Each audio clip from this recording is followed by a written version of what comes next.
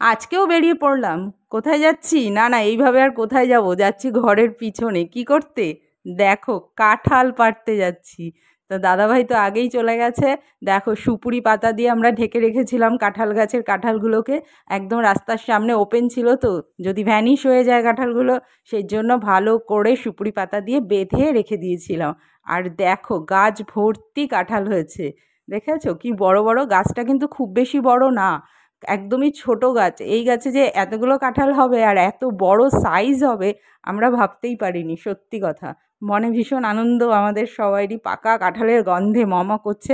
আর আমার অবস্থা দেখো, প্রত্যেকটা কাঁঠাল আমি ধরে দেখছি যে কোনটা নরম আর কোনটা শক্ত, কারণ শক্তগুলো তো রেখে দেবো, একবারে কাটবো না, তাই জন্য তো নরমগুলোই আগে বলেছি যে কাটতে। গন্ধে মম করছিল। একটা কাঁঠাল তো, ছোট কাঁঠাল, প্রথম 2-4 দিন আগে নিজে থেকেই গাছ থেকে টপ করে পড়ে গেছিলো, যেরকম আম পড়ে সেই রকম পড়ে গিয়েছিল। আমরা তো টেরই পাইনি, পরের দিন খেয়াল করেছিল পিছনে যাওয়াতে।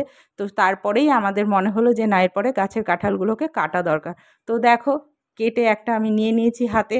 তো ঘর মানে সামলাতে পারছি না, এত বড় সাইজ হয়েছে আর গন্ধে মম করছে। আর দাদাভাইকে দেখো আরও কাটছে, বললো রেখে আসো, এটা আরও কাটছি, নিয়ে যেও। তো চলে এসেছি আবার আমি। তো কাঁঠালগুলো দেখে আমার মনই ভরছে না সত্যি। খেতে তো ভালোবাসি, খুব যে ভালোবাসি না তা না, কিন্তু ভালোবাসি। কিন্তু তার থেকেও দেখতে এত ভালো লাগছে, তো আমার শাশুড়িকেও ডাকা হলো, উনিও নিয়ে গেল, মানে কেটে দেওয়া হলো ওনার হাতেও। তো যাই হোক, গাছটা আমি দেখছি যে ভীষণ যে বড় গাছ তা কিন্তু নয়, মিডিয়াম।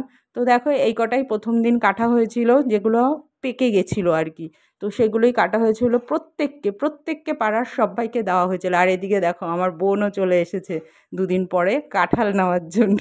তা ওকে বললাম, তুই চল, তুই তোর কাঁঠালটা কেটে নিয়ে আসবি।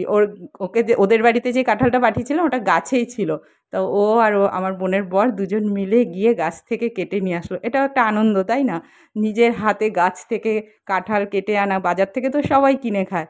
তো আমার শাশুড়ি সেটাই দেখে দিচ্ছিল, তারপরও 2টো কাটা হয়েছিল, সেটাই দেখছিল। আর কোয়াগুলো দেখো কি বড়, তোমাকে কি বলবো, পুরো মোমো মোমোর সাইজে। মোমো হয় না বড় বড়, তার থেকেও পুরো।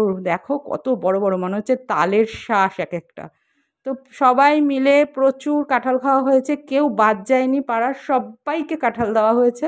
আর দেখো, প্রত্যেকটা কোয়া দেখছো বিশাল বড় বড়, তেমনি মিষ্টি খেতে। সত্যি খুব সুন্দর কাঁঠালগুলো হয়েছিল। আমরা ভাবতে পারিনি যে এত সুন্দর কাঁঠাল হবে। যাদের যাদের দিয়েছি সবাই বলেছে খুব সুন্দর। এটা হচ্ছে খাজা কাঁঠাল। তো কাঁঠাল খাওয়া তো হলো। সেই দিন শুধু ফলের সাথেই আমাদের পরিচিতি ছিল, সারা দিন ধরে ফলই খেয়েছি, কেননা প্রচুর ফল ছিল ঘরে। তো দেখো, তারপরে দুপুরবেলায় কেটে নিয়েছিলাম আম, লেবু, আপেল। সেগুলোই বা বাদ দেই কেন কাঁঠালের সাথে? তো প্রচুর আমরা ফল টল সেদিনকার খাওয়া সারলাম আর কি। তো যাই হোক, পুরো ফলের ভিডিওটা তোমাদের কেমন লাগলো অবশ্যই কিন্তু কমেন্টের মাধ্যমে জানিও। চলো, টাটা।